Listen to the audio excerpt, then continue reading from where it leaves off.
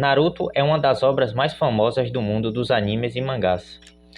Seu autor Masashi Kishimoto é uma figura do Big Three, junto com Eiichiro Oda e Chichikubo. Influenciou toda uma geração de fãs pelo mundo e inspirou jovens mangakás como Takeru Hokazono, autor de Kagurabachi, que inclusive é um dos maiores sucessos da Shonen Jump hoje, viu? Esse mangá promete. Hoje vamos nos aprofundar no mundo de Naruto, investigar seus estados, políticas e sociedades. Será que é possível compreender noções de geopolítica por meio de Naruto? Fica no vídeo até o final que nós vamos obter essa resposta. Olá a todos, eu sou o professor Caliel Alves, sejam muito bem-vindos a mais um vídeo desse canal e hoje eu vou utilizar Naruto para entender e trazer aqui noções de geopolítica e também um pouco da história da geopolítica.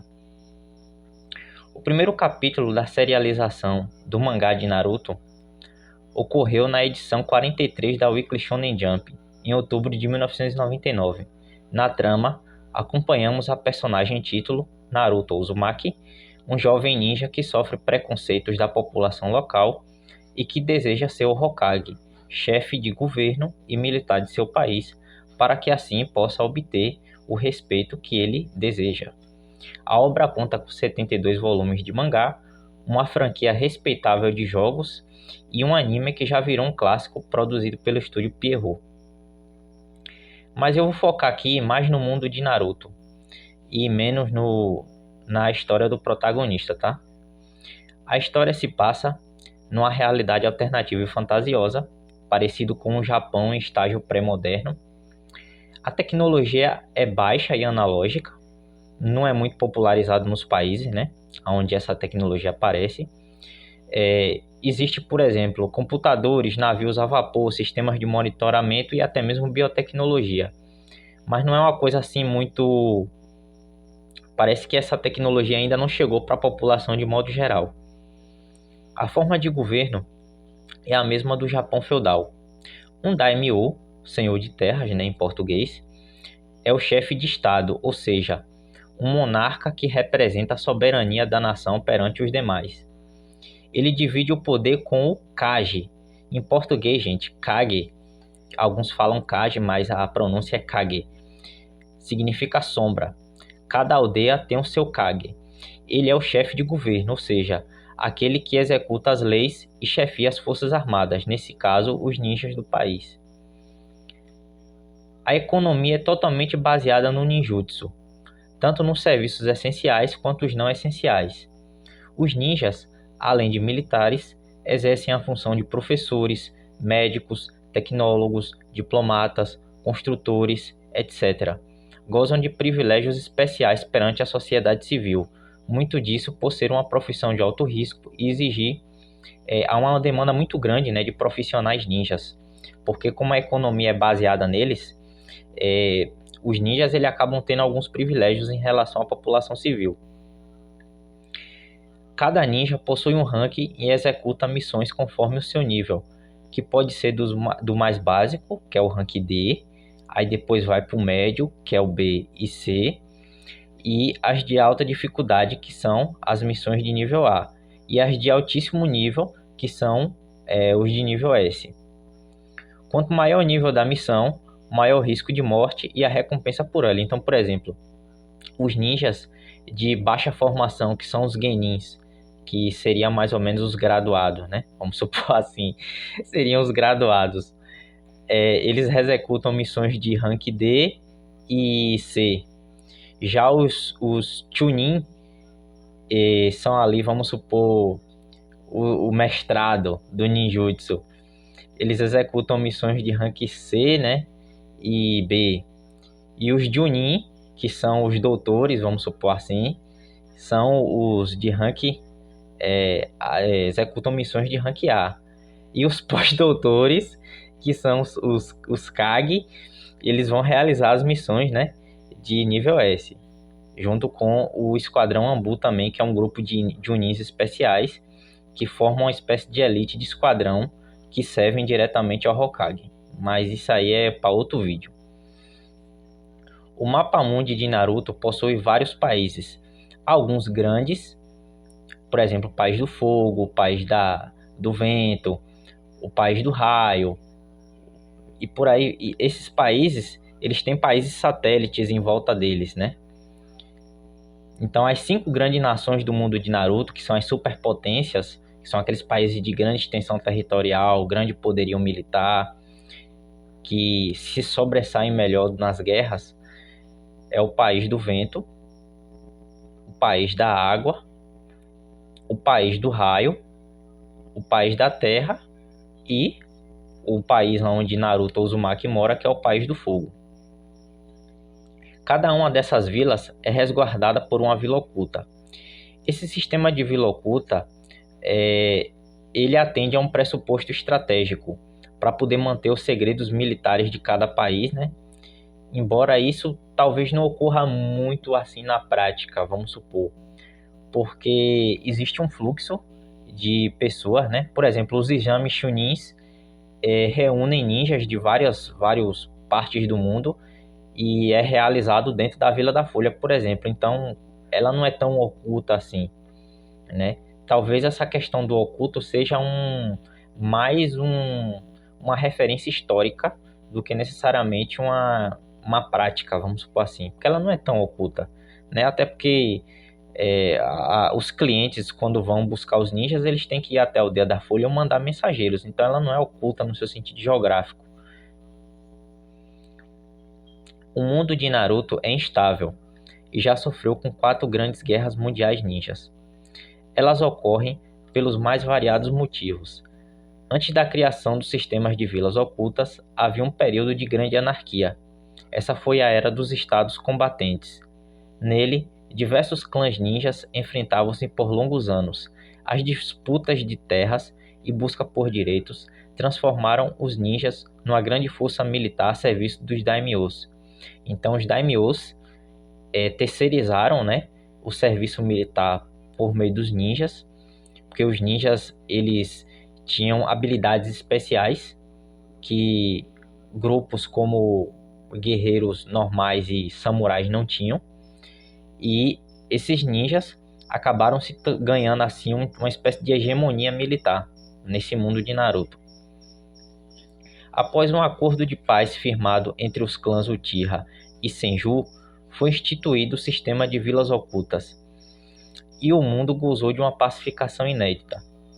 A Primeira Guerra Mundial Ninja não demorou a ocorrer, ainda sob o governo do primeiro Hokage, Hashirama Senju.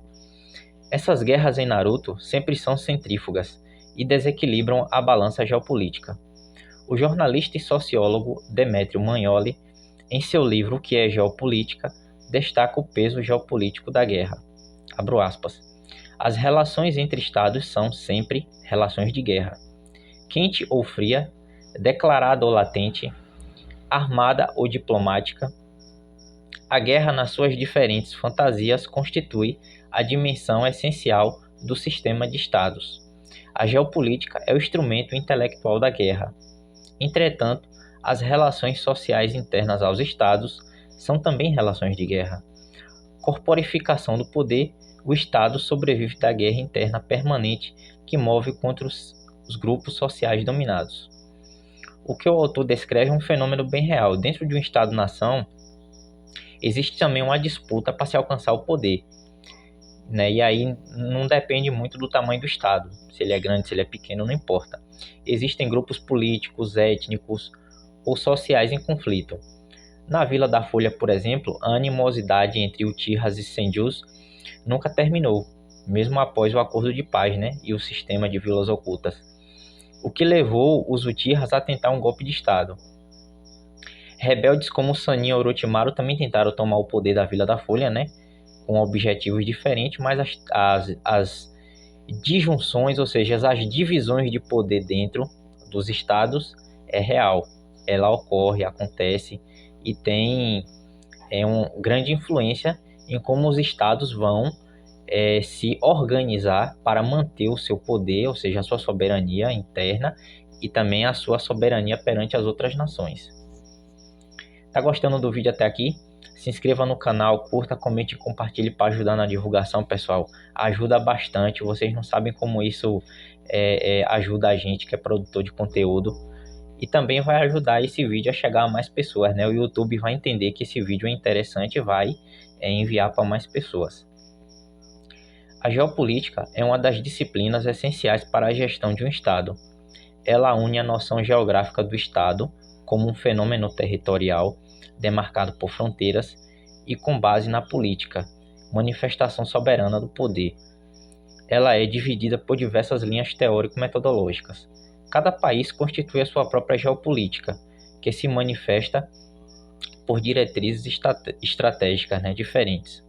Uma boa definição de geopolítica foi elaborada pelo geógrafo brasileiro Edu Silvestre de Albuquerque.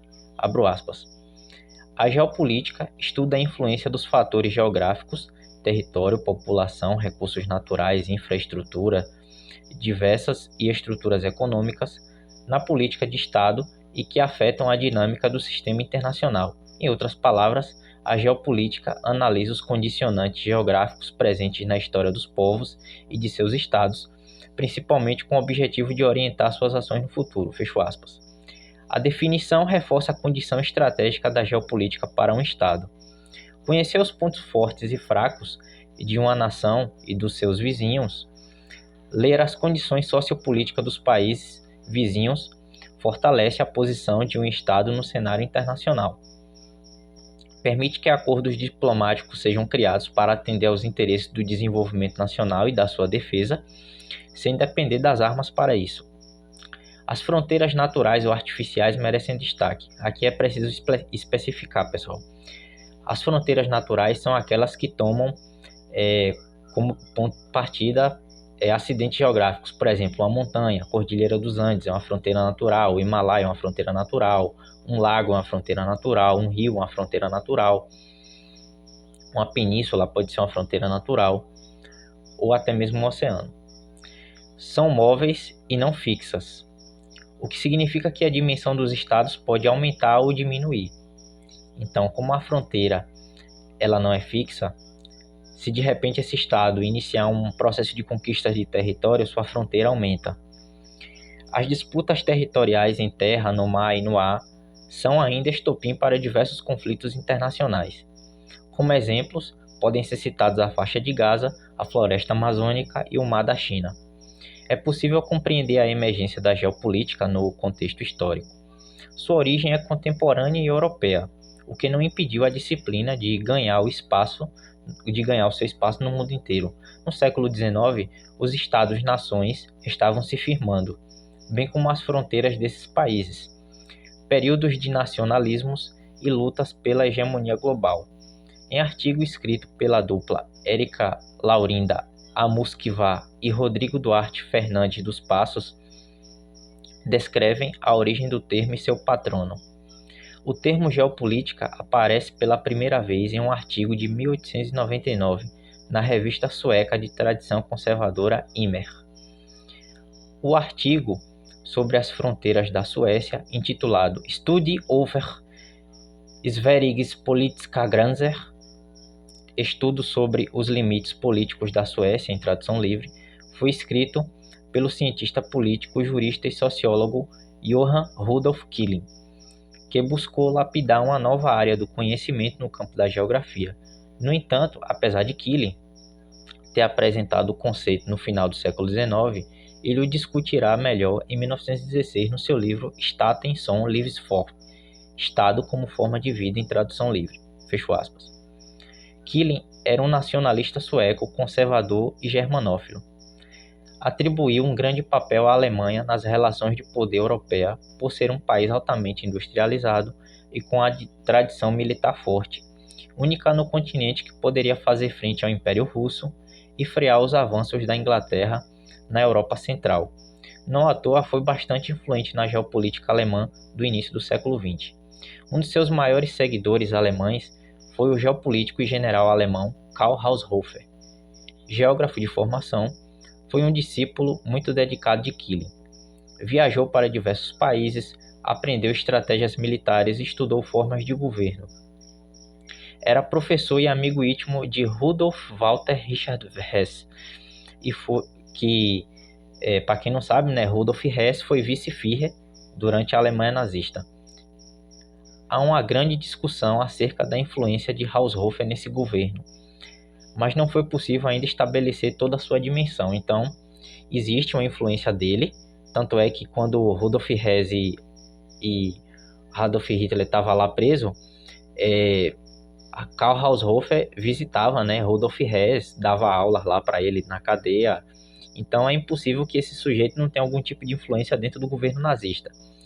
Mas falta ainda alguns estudos mais complementares para definir a dimensão, né? No Brasil, as discussões geopolíticas remontam às primeiras décadas do século XX. Dentre os pensadores nacionais, podemos destacar o engenheiro e geólogo carioca Everardo Adolfo Bacoiser e o marechal Mário Travassos. Não foram os únicos, verdade seja dita, mas foram os pioneiros quando essas discussões ainda ganhavam as páginas dos jornais e revistas brasileiras. Muito da geopolítica brasileira foi pensada no viés militar, e com boas contribuições de geógrafos tupiniquins. Mesmo com o passar das décadas e novos quadros na disciplina, os temas de interesse permaneceram quase os mesmos, o que demonstra uma afinidade entre os diversos teóricos da área. A solução para os problemas é que diferiam. Então, ou seja, esses teóricos, eles tinham interesses em comum no que diz respeito aos estudos geopolíticos dentro do Brasil, mas as soluções que eles propunham para os problemas geopolíticos eram completamente diferentes. O cientista político Shigenori Miyamoto, além de Bacoiser e Travassos, aponta mais 4 autores relevantes: o diplomata Teixeira Soares, o general Carlos de Meira Matos, a geógrafa e historiadora Terezinha de Matos e, por fim, o general Golbery do Couto e Silva. Há neles uma pluralidade de temas, mas todos interligados. Abro aspas. A variedade de assuntos abordados também é surpreendente. Desde a Amazônia à Bacia do Prata, da divisão territorial aos corredores de exportação e abastecimento, da integração à mudança da capital federal, das fronteiras às questões demográfica e energética, nada escapou ao crivo desses 6 pensadores de primeira grandeza da geopolítica brasileira. Então, Shigenori Miyamoto aqui, né, mais uma vez reafirma aquilo que eu falei. Ele estabelece aqui os temas principais, aquilo que motivava as pesquisas desse sujeito. Golbery Silva.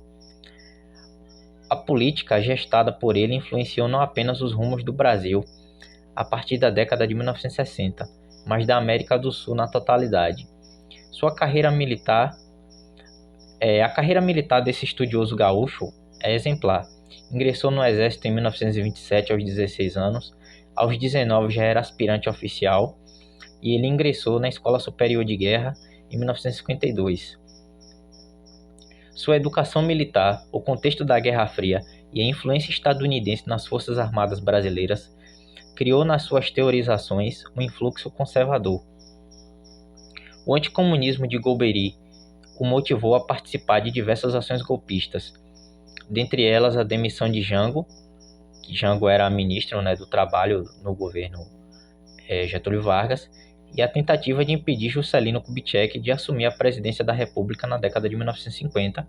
Juscelino foi eleito e uma junta de militares e um corpo civil tentaram dar um golpe e impedir que Juscelino assumisse, né? Foi chamado esse movimento de Novembrada. Em 1961, ele pede transferência para a reserva e passa a atuar em instituições civis como o Instituto de Pesquisas e Estudos Sociais, o IPES, e o Instituto Brasileiro de Ação Democrática, o IBAD. O complexo IPES-IBAD foi responsável pela doutrinação do golpe civil-militar no Brasil, com apoio financeiro da classe dominante e de agências estadunidenses como a CIA e a USAID. Alex Farvesani da Luz descreve, né, o teor das obras geopolíticas de Golbery. Abro aspas. Suas obras exprimiam um grande anseio em defender o Estado contra as ameaças comunistas, além de demonstrar fortes inclinações aos ideais norte-americanos. Além disso, se caracterizou como um homem conservador que prezava pela manutenção da ordem política, econômica, psicossocial e militar, os quais considerava o potencial nacional como perspectiva de progresso. Fecho aspas. Como vimos, Naruto nos ajuda a entender a geopolítica. Em seu universo, Estados em guerras disputam territórios, recursos humanos e naturais. Agem por revanchismo, tecem acordos diplomáticos e disputam a hegemonia política e econômica do mundo. A geopolítica é um ramo das ciências políticas e geográficas de teor interdisciplinar e com muito a contribuir na compreensão do território e das relações de poder no nosso mundo. E, por favor, não ignorem o poder da geopolítica, a influência da geopolítica no momento atual e nas análises geopolíticas. Acompanhem análises geopolíticas, estudem geopolítica, que essa disciplina é muito importante no momento atual. E para ajudar o canal, você pode deixar um like, comentar e compartilhar o vídeo para que assim esse vídeo chegue a mais pessoas. Gostaria de agradecer a quem ficou até aqui e sintam-se livres para comentar, né? Inclusive sugerir vídeos se vocês desejarem, que eu vou sempre estar lendo e tentando produzir vídeos que atendam aos interesses de vocês também. Então até o próximo vídeo, pessoal.